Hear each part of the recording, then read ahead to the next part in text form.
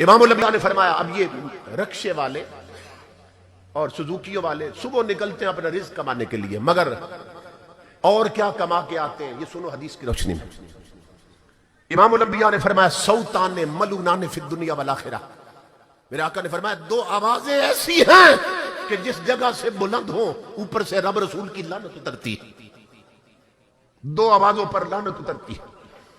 کون کون سی آوازیں؟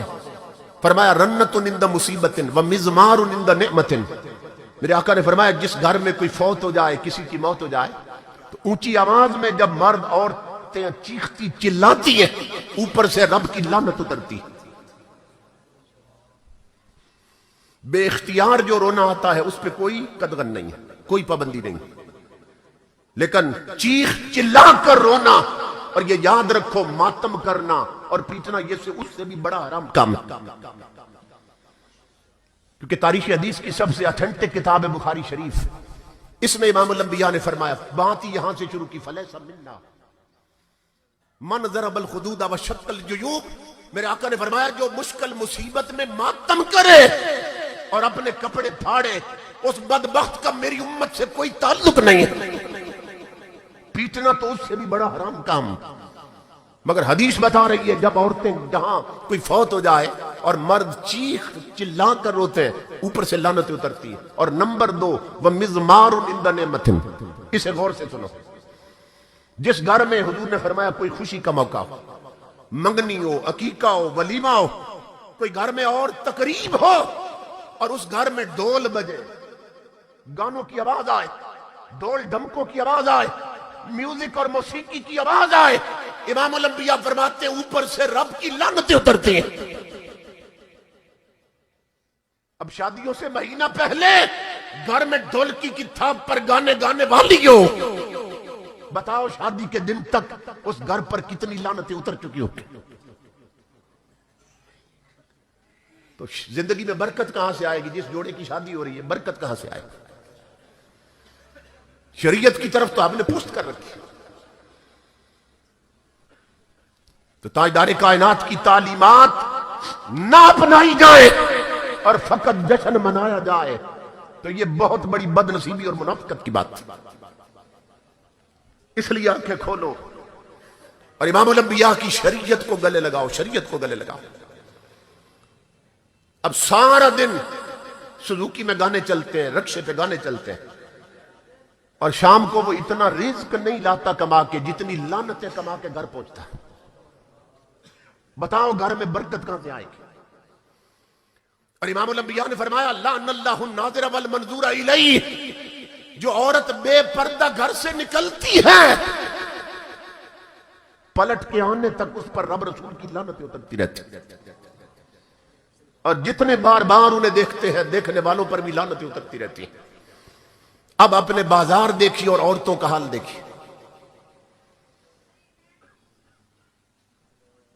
کہ شوہر خود اتنے بے غیرت اور بے حس ہو گئے کہ جنہوں نے صرف انگریزی پڑھی ہے، وہ تنخواہ ملتی ہے تو بیوی کو خود کہتا ہے بیگم تیاری کرو میں نے تمہیں آج شاپنگ کروانی ہے، اور اسے معلوم ہے کہ وہ تیاری کیسے کرتی ہے، خود کہہ رہا ہے تیار ہو جاؤ۔ اب وہ تیار ہو رہی ہے بازار جانے کے لیے، لپسٹک لگ رہی ہے، میک اپ ہو رہا ہے، بال سنوارے جا رہے ہیں، آنکھوں میں کجلا لگایا جا رہا ہے۔ وہ بغیرت شوہر جسے مدینے والے نے دیوس کہا، اسے یہ خیال ہی نہیں آ رہا کہ بیوی تو میری تھی، اس نے بننا سورنا تو میرے لیے تھا، اور میں پاس تھا تو نہ آنکھوں میں سرما تھا نہ ہونٹوں پہ سرخی تھی، جس کے لیے سورنا تھا اس کے سامنے تو نہ سرخی تھی نہ کوئی سور پن تھا اس کے جسم پر، مگر اب یہ بن سور کر بازار کس کو دکھانے جا رہی ہے؟ یہ بے غیرت ترین لوگ جن کے بارے میں اقبال نے کہا کہ تیرا وجود سراپا تجلی افرنگ کہ تو وہاں کے عمارت گروں کی ہے تعمیر، کہو اپنی عزت کو بنا سوار کر بازار میں لانے والے بے غیرت، تیری شکل و صورت سے مدینہ نظر نہیں آتا، پیرس اور لندن کیوں نظر آتے ہیں؟ کہا اس لیے کہ تیری گٹی میں قرآن نہیں انگریز کی تعلیم رکھی گئی ہے۔ اقبال کہتا ہے تیرا وجود سراپا تجلی افرنگ کہ تو وہاں کے عمارت گروں کی ہے تعمیر. بیگمات کو خود لے کر بازاروں میں پھر رہے.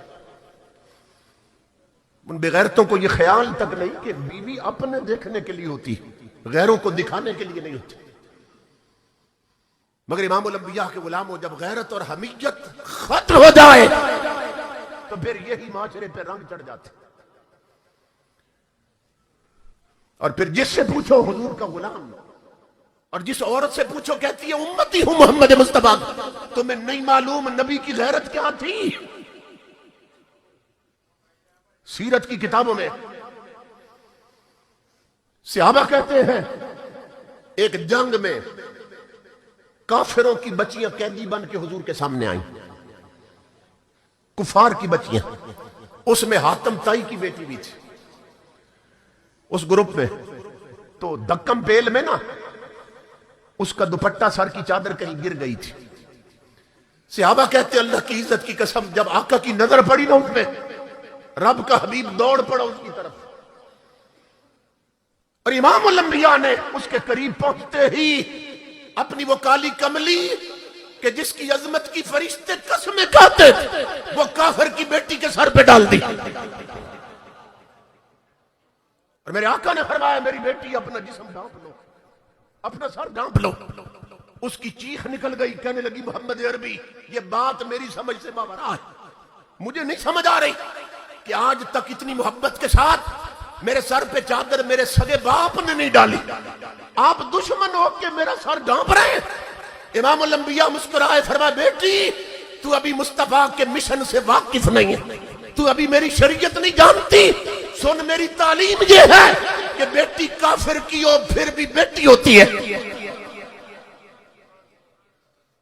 میری ماں بہنوں بیٹیوں اور جوانوں اور بزرگوں، جس رسول نے کافر کی بیٹی کا ننگا سر دیکھا تھا دل اتنا تڑپا تھا کہ اپنی چادر اس کے سر پہ ڈال دی تھی. آج اس نبی کا کلمہ پڑھنے والیوں نے سر تو کیا جسم ننگے کر لیے، مصطفیٰ کے دل پہ کیا بیت رہی ہوگی. دل کے پھپھولے جل اٹھے سینے کے داغ سے، اس گھر کو آگ لگ گئی گھر کے چراغ سے.